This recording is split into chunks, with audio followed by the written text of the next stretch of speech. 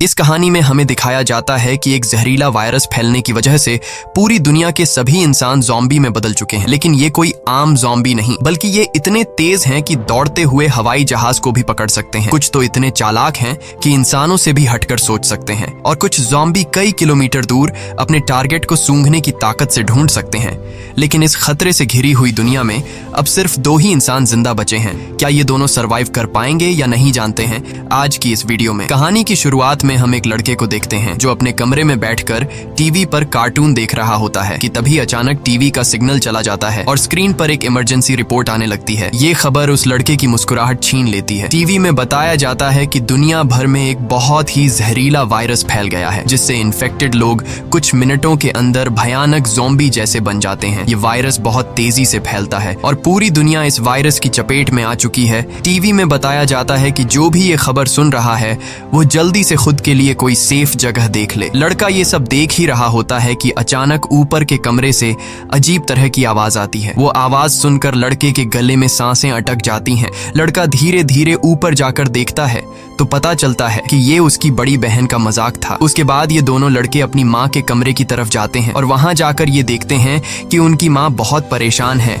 वो अपने हस्बैंड को फोन करके इस सिचुएशन के बारे में बताती है। उसका हस्बैंड जो एक पायलट है वो अपने बच्चों और वाइफ को बताता है कि हर तरफ ये वायरस तेजी से फैल रहा है, इसलिए तुम सब घर पर मेरा इंतजार मत करो और जल्दी से किसी तरह करके इस शहर से दूर निकल जाओ। वो अपने बच्चों से कहता है कि परेशान मत हो, तुम्हें कुछ नहीं होगा, तुम्हारी माँ तुम्हें एक सेफ जगह में ले जाएगी। वो अपने हाथ में पहना हुआ लकी ब्रेसलेट अपने बच्चों को दिखाता है, जो कि ये ब्रेसलेट उसकी बेटी एबिगेल ने बनाया था। ये देखकर एबिगेल बहुत खुश हो जाती है। दूसरी तरफ उनकी माँ जल्दी जल्दी से सामान इकट्ठा कर रही होती है। तभी उन्हें बाहर से चिल्लाने की आवाजें सुनाई देने लगती हैं, इसलिए वो जल्दी से अपने दोनों बच्चों को लेकर घर से बाहर निकल आती है। जैसे ही वो कार में बैठने वाले होते हैं, अचानक एक ज़ॉम्बी उन बच्चों की माँ पर अटैक कर लेता है। डर के मारे एबिगेल जल्दी से कार के नीचे छुप जाती है और अपनी आंखों के सामने अपने छोटे भाई और माँ को ज़ॉम्बी के हाथों मरते हुए देखती है। वो ज़ॉम्बी उस छोटी बच्ची को देख नहीं पाता और वहां से चला जाता है। ये छोटी लड़की डर से कांप रही होती है कि तभी वो देखती है कि उसकी माँ भी एक ज़ॉम्बी बन चुकी है। लड़की की माँ अपनी बेटी को देखकर उसकी तरफ बढ़ने लगती है। इससे पहले कि वो अपनी बेटी को मार पाती, ठीक उसी समय पर एक अंकल फरिश्ते की तरह आकर एबिगेल की माँ को मार देता है और एबिगेल को बचा लेता है। थोड़ी देर बाद वो देखते हैं कि एबिगेल का छोटा भाई भी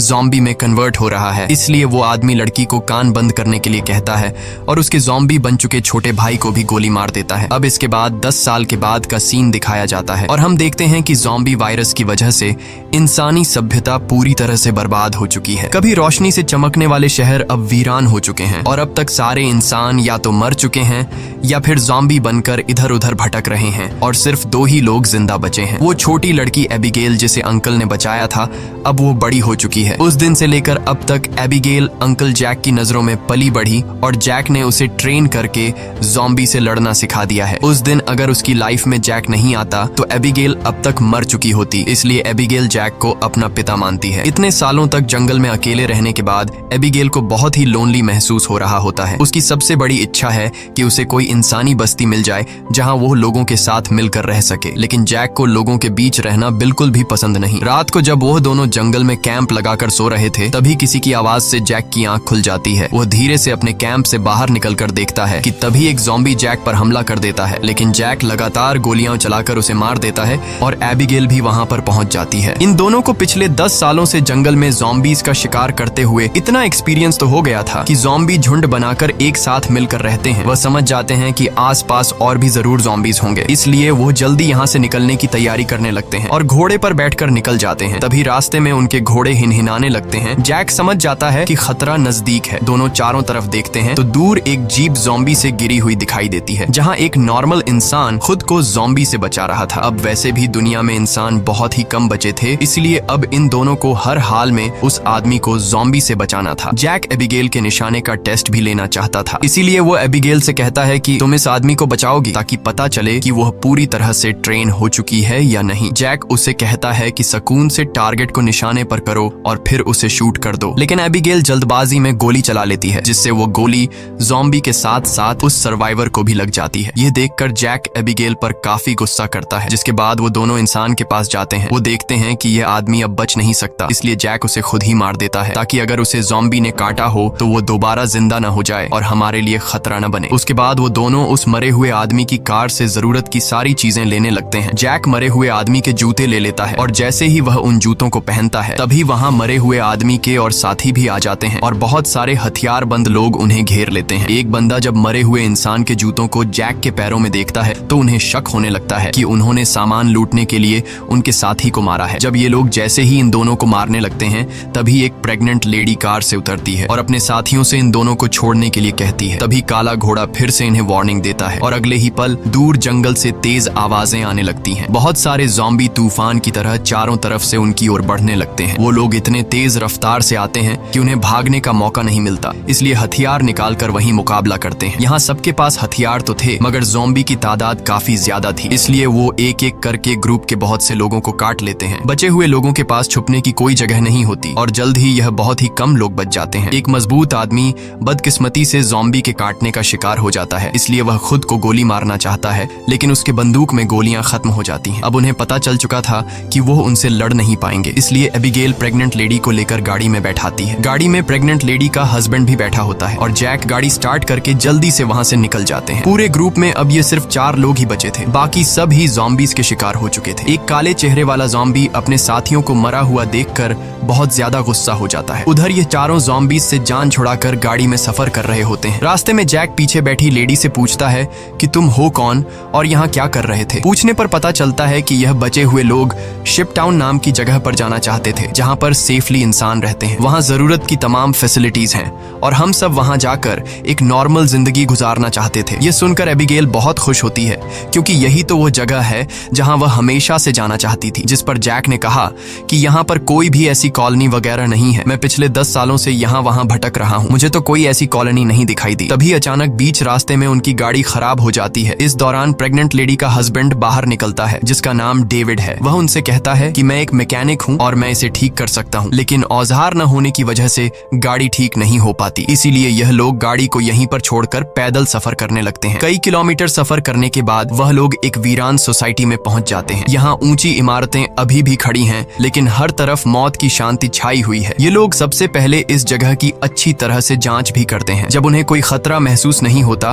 तो यह लोग रात यहाँ गुजारने का फैसला करते हैं। रात को वह लोग आग जलाकर खाना पकाते हैं। एबिगेल शिप टाउन नाम के उस जगह पर जाने के लिए बहुत बेताब थी। वह उस प्रेग्नेंट औरत से उस जगह के बारे में बातचीत करने लगती है। प्रेग्नेंट औरत उससे बताती है कि हमारा पहले से उस शिप टाउन में रहने वाले लोगों के साथ रेडियो पर कांटेक्ट हो चुका है। वह एक बहुत ही खूबसूरत जगह है जहां हम आजादी से रह सकते हैं। ये बातें सुनकर एबिगेल की आंखों में चमक उठी। दूसरी तरफ जैक बाहर चारों ओर जाल बिछा देता है ताकि अगर वह लोग सो भी जाए तो खतरा करीब होने पर फौरन पता चले। जैक अंदर आकर एक मैप निकालता है और सबको समझाता है कि वो मेगन और डेविड को कुछ दूर तक पहुंचाएगा और उसके बाद दोनों अलग अलग रास्ते पर चले जाएंगे। लेकिन एबिगेल जैक के इस फैसले से खुश नहीं थी। वह जैक के पास जाकर उससे बहस करती है कि डेविड अपनी प्रेग्नेंट वाइफ को उस जगह तक सेफली नहीं पहुंचा पाएगा, इसलिए हमें उनके साथ चलना चाहिए। जैक कहता है हमें समझदारी से काम लेना चाहिए। देखो, जहां लोग ज्यादा होते हैं वहां पर खतरा भी ज्यादा होता है। लेकिन एबिगेल जैक के इस फैसले से नाराज होकर चली जाती है। हालांकि दोनों को ये नहीं पता होता कि वह काले चेहरे वाला ज़ॉम्बी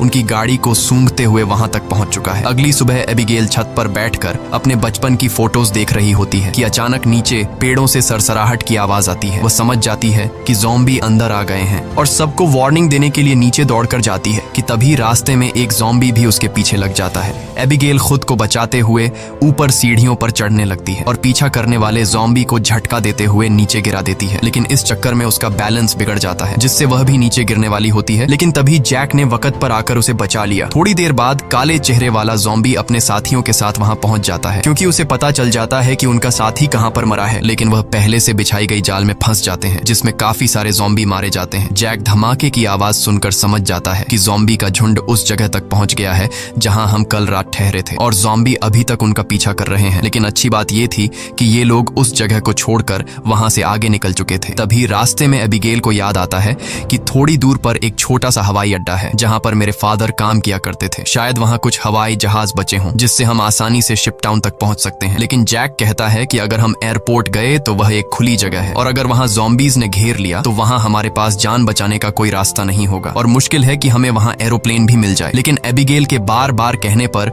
वह वहां जाने के लिए मान जाता है, जिसके बाद ये लोग एयरपोर्ट आ गए। लेकिन यहाँ पर कोई भी एरोप्लेन नहीं था। जैक कहता है, देखा, मैंने कहा कहा था यहाँ पर कोई भी एरोप्लेन नहीं होगा। लेकिन जब वह लोग वहाँ पर एक छोटे से गराज में पहुँचते हैं तो गराज का दरवाजा खोलते ही लकीली वहाँ उन्हें एक छोटा एरोप्लेन मिल जाता है। ये देखकर ये लोग बहुत खुश हो जाते हैं क्योंकि अब उनका शिप टाउन तक पहुँचने का रास्ता आसान हो गया। लेकिन ये हवाई जहाज बहुत दिनों से इस्तेमाल नहीं हुआ था, इसलिए मैकेनिक डेविड कहता है कि उसे ठीक करने की जरूरत है। ज्यादा नहीं, मैं उसे 10 से 15 मिनट के अंदर ठीक कर दूंगा। जब तक डेविड एरोप्लेन को ठीक करता तब तक जैक और एबिगेल एयरपोर्ट में कुछ काम की चीजें ढूंढने लग जाते हैं। तभी डेविड दूरबीन से देखता है कि दूर से बहुत सारे ज़ॉम्बीज आ रहे हैं जो बहुत जल्द एरोप्लेन तक पहुंच जाएंगे। वह लोग दौड़ कर आते हैं और उन दोनों को वार्न करते हैं कि हमें जल्दी से एरोप्लेन को स्टार्ट करना होगा, नहीं तो ज़ॉम्बी यहाँ पहुंचकर हमें मार देंगे। एबिगेल जल्दी से पायलट की सीट पर बैठ जाती है, वहाँ पर मौजूद बुक्स को रीड करती है। उसके फादर पायलट थे, इसलिए उसने अपने फादर से एयरप्लेन को कंट्रोल करने की थोड़ी बहुत जानकारी सीखी थी। और जैक ज़ॉम्बीज को शूट करके उन्हें रोकने की कोशिश करता है। एबिगेल जैसे तैसे करके एरोप्लेन को स्टार्ट कर लेती है, लेकिन तब तक बहुत देर हो चुकी थी। वहाँ बहुत सारे ज़ॉम्बी रनवे तक पहुंच जाते हैं। उनकी रफ्तार काफी तेज थी और उनमें से एक ज़ॉम्बी एरोप्लेन के दरवाजे तक पहुंच भी जाता है, लेकिन जैक उसे गोली मारकर एरोप्लेन को उसे छुड़ा लेता है और एबिगेल जहाज के कंट्रोल को समझ जाती है। इस तरह से ये लोग जहाज को टेक ऑफ कर लेते हैं। हवाई जहाज में बैठे सभी लोग बहुत खुश हैं क्योंकि वो जल्द ही सीधे शिप टाउन पहुंच जाएंगे। लेकिन ये खुशी थोड़ी ही देर की मेहमान थी। जैसे ही ये लोग थोड़ा सा आगे गए तो अचानक जहाज के इंजन में से धुआं निकलने लगा क्योंकि ये जहाज पिछले 10 सालों से हवा में सफर नहीं कर पाया था, इसीलिए इसका इंजन ब्लास्ट हो जाता है और प्लेन नीचे की तरफ जाने लगा। जैक समझदारी से काम लेते हुए एरोप्लेन का एक पेड़ में क्रैश लैंड करता है, जिससे उन्हें थोड़े बहुत चोट तो आ जाते हैं पर इनकी जान बच जाती है। प्लेन तो अब इस्तेमाल लायक नहीं बचा था, इसलिए अब उन्हें दोबारा फिर से पैदल सफर करना पड़ेगा। काफी दूर तक पैदल चलने के बाद वो लोग एक सुनसान रेलवे स्टेशन तक पहुंच जाते हैं। रात हो चुकी थी। ये लोग आसपास खतरा चेक करते हैं। जब उन्हें कोई भी ज़ॉम्बी नहीं नजर आता तो ये लोग यहीं पर रात गुजारने का फैसला कर लेते हैं। वो लोग मैप पर अपना लोकेशन देखते हैं, जिससे उन्हें पता चलता है कि अब ये लोग शिप टाउन से सिर्फ 2 दिन की दूरी पर हैं। यहाँ वो प्रेग्नेंट लेडी जैक के पास आती है और जैक का शुक्रिया अदा करती है। वो जैक से कहती है कि अगर तुम ना होते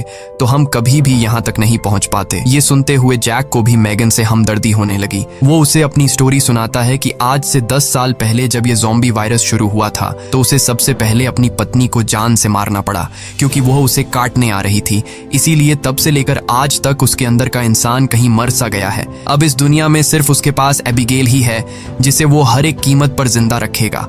और जैक मैगन से ये भी कहता है कि अब उसका इरादा बदल चुका है। मैं अब सबसे पहले तुम्हें शिप टाउन तक पहुंचाऊंगा, जिसे सुनकर मैगन बहुत खुश हो जाती है। दूसरी तरफ हम देखते हैं कि मैगन का हस्बैंड डेविड अपने सर पर गन रखकर खुद को मारने की कोशिश करता है। दरअसल उसके पैर में एक ज़ॉम्बी ने काट लिया था, लेकिन अभी तक डेविड ज़ॉम्बी नहीं बना था क्योंकि वो घाव बहुत ही छोटी है, इसीलिए उसके ज़ॉम्बी बनने की रफ्तार काफी स्लो चल रही है। अब उसने फैसला किया कि वो अपनी पत्नी मैगन को इस शिप टाउन तक पहुंचाकर खुद को उससे दूर कर लेगा। अगली सुबह ये चारों फिर से अपना सफर जारी रखते हैं। तब रास्ते में जैक को डेविड की हरकतें कुछ अजीब लगने लगती हैं। जैक समझ गया कि ये इन्फेक्टेड है, इसीलिए वह उसे पकड़कर एक खाली जगह में ले जाता है जहां उसकी वाइफ और एबिगेल नजर नहीं आती। वो डेविड की पैंट को ऊपर करता है और उसे ज़ॉम्बी का काटा हुआ निशान नजर आ जाता है। अब जैक को ये बात कंफर्म हो चुकी थी कि डेविड जल्द ज़ॉम्बी बनने वाला है। जैक उससे कहता है कि बताओ तुम खुद से मरना पसंद करोगे या फिर मैं मारूं। डेविड कहता है मैं किसी को नुकसान नहीं पहुंचाऊंगा और अगर ऐसी नौबत आ भी गई तो मैं खुद को ही मार दूंगा। इसीलिए वो डेविड को छोड़ देता है। चलते चलते रात हो जाती है और आगे उन्हें एक घर दिखाई देता है। जैक बंदूक तान कर आगे बढ़ने लगता है। तभी अचानक एक तेज लाइट चमकती है और उन्हें स्पीकर के जरिए से कहा जाता है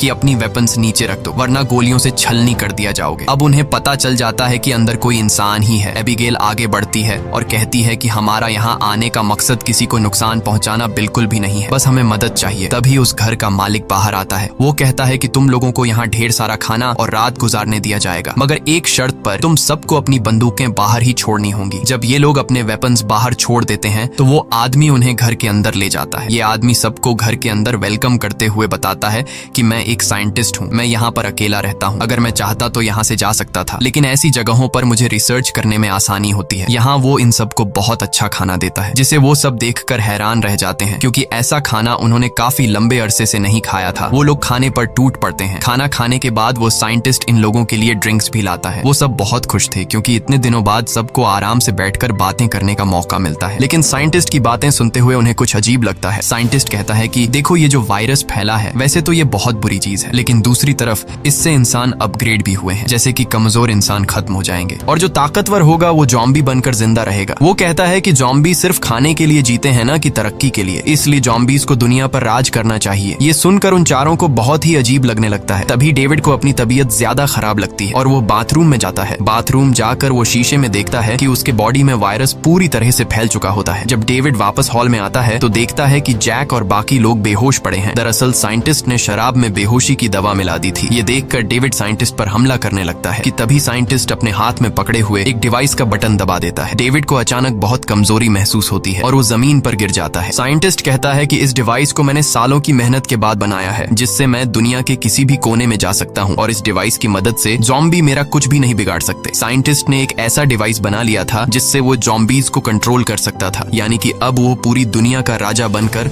सबको अपने इशारों पर नचवाएगा। उसके बाद डेविड बेहोश हो जाता है और जब डेविड को दोबारा होश आता है तो वो देखता है कि उसे और उसके साथियों को बांध दिया गया है और अब साइंटिस्ट उन चारों पर एक्सपेरिमेंट करने वाला है। ये सब करने के बाद साइंटिस्ट कहता है कि क्या तुम लोग मेरी वाइफ से मिलना चाहोगे। उसके बाद हम साइंटिस्ट की वाइफ को देखते हैं जो कि एक ज़ॉम्बी थी और साइंटिस्ट ने उसे पिंजरे में बंद कर रखा था और वो इंसानों को पकड़कर उसे खिलाता था। ये डिवाइस भी साइंटिस्ट ने अपनी बीवी पर एक्सपेरिमेंट करके बनाई थी। साइंटिस्ट जब पिंजरे का दरवाजा खोलता है तो उसकी वाइफ सबसे पहले उसी पर अटैक करने लगती है, लेकिन साइंटिस्ट उसे कंट्रोल करके उन चारों की तरफ भेज देता है। वो जैक पर हमला कर देती है लेकिन वो उसे लात मारकर पीछे धकेल देता है, लेकिन तभी डेविड वायरस की ताकत से रस्सी तोड़ देता है और अपने बाकी साथियों को भी छुड़ा देता है। घर का मालिक खतरा भांपकर तुरंत भाग जाता है। उसके बाद वो चारों भी अपना सामान लेकर जल्दी से बाहर निकल आते हैं। लकीली बाहर उन्हें साइंटिस्ट की गाड़ी मिलती है और ये चारों उसी में बैठकर जंगल की तरफ निकल जाते हैं, लेकिन साइंटिस्ट हार नहीं मानने वाला था। वो अपने डिवाइस के जरिए ज़ॉम्बी के झुंड को कंट्रोल करके उनका पीछा करवाता है। जैक गाड़ी की स्पीड को बढ़ाकर ज़ॉम्बीज को काफी पीछे छोड़ देता है, लेकिन आगे का रास्ता बंद था। अब उनके पास पैदल जाने के अलावा और कोई चारा नहीं है। थोड़ा सा आगे पैदल चलने के बाद ज़ॉम्बी दोबारा उन तक पहुंच जाते हैं। डेविड जान जाता है कि उसके पास ज्यादा वक्त नहीं है, वो कुछ ही देर बाद ज़ॉम्बी बन जाएगा, इसलिए वो उन लोगों से आगे बढ़ने को कहता है और खुद पीछे रहकर ज़ॉम्बी को रोकने का फैसला करता है। लेकिन उसकी वाइफ उसे जाने नहीं देना चाहती थी, जिस पर डेविड कहता है कि तुम्हें हमारे बच्चे के लिए जिंदा रहना होगा और ये सब मैं अपने आने वाले बच्चे के लिए कर रहा हूँ। उसके बाद डेविड ज़ॉम्बी से लड़ पड़ा और बड़ी बहादुरी से उनका सामना करने लगा। काफी देर तक वो ज़ॉम्बी उसको रोक लेता है और उसके साथी ज़ॉम्बी से काफी दूर चले जाते हैं, लेकिन तभी एक ज़ॉम्बी आकर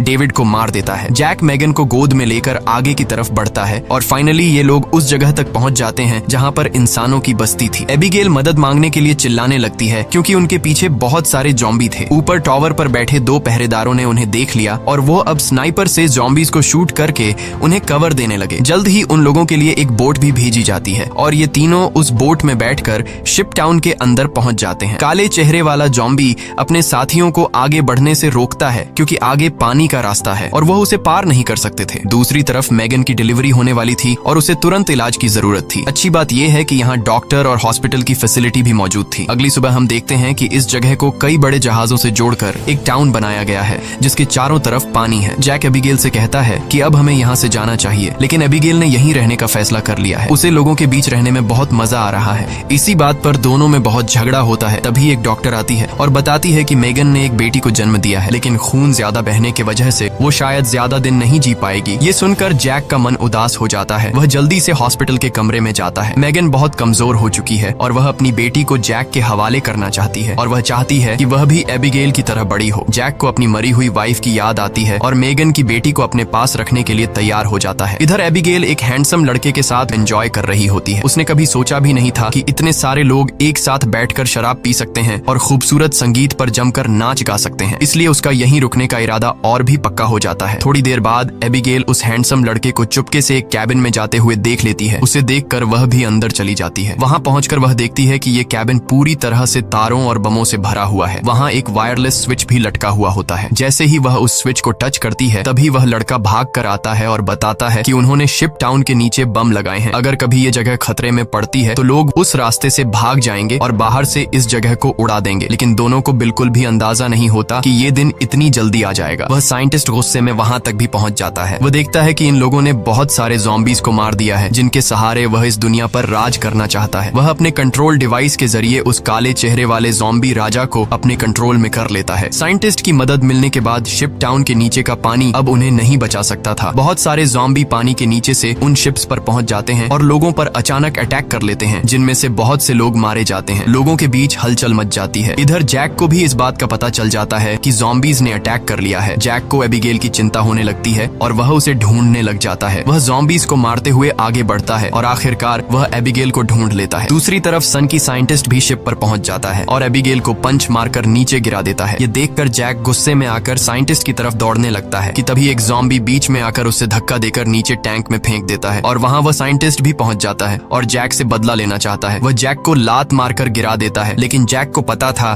कि साइंटिस्ट से लड़ना फुदूल है, इसीलिए वह साइंटिस्ट पर हमला करके उसके हाथ में लगे डिवाइस को दीवार से मारकर तोड़ देता है। अब साइंटिस्ट के पास ज़ॉम्बीज़ को कंट्रोल करने की पावर नहीं रही, जिसके बाद बूढ़ा साइंटिस्ट जल्द ही ज़ॉम्बी का शिकार बन जाता है। अच्छी बात यह थी कि इस कैंप में पहले से ही भागने का रास्ता बना हुआ था। बहुत सारे बचे हुए लोग सुरंग के रास्ते नदी के दूसरे किनारे पर पहुंच जाते हैं। जब वह बम चालू करने वाले होते हैं तो वह हैंडसम लड़का बटन नहीं दबाता, क्योंकि एबिगेल अभी भी शिप पर है। अब जैक और एबिगेल बाहर की तरफ भागने लगते हैं, लेकिन पीछे से ज़ॉम्बी राजा एबिगेल को पकड़ लेता है। तभी जैक तेजी से उस ज़ॉम्बी को लकड़ी से सर पर मार देता है, जिससे वह पीछे गिर जाता है। अचानक एबिगेल की नजर गलती से उस ज़ॉम्बी राजा के हाथ में बंधे ब्रेसलेट पर पड़ती है। ये वही ब्रेसलेट था जो उसने बचपन में अपने हाथों से अपने पिता के लिए बनाया था। वह समझ जाती है कि ये ज़ॉम्बी उसके पिता हैं, लेकिन अब वह इंसान नहीं बल्कि ज़ॉम्बी बन चुका था। यहाँ पर जैक उसे हाथ से पकड़कर जबरदस्ती खींचकर भागने को कहता है। वह हैंडसम लड़का दोनों को भागते हुए देखकर तुरंत वायरलेस रिमोट का बटन दबा देता है और पूरा शिप टाउन राख में बदल जाता है। हालांकि इन सबकी लड़ाई भी खत्म नहीं हुई थी। कैंप का सरदार अपनी गर्दन पकड़कर आता है,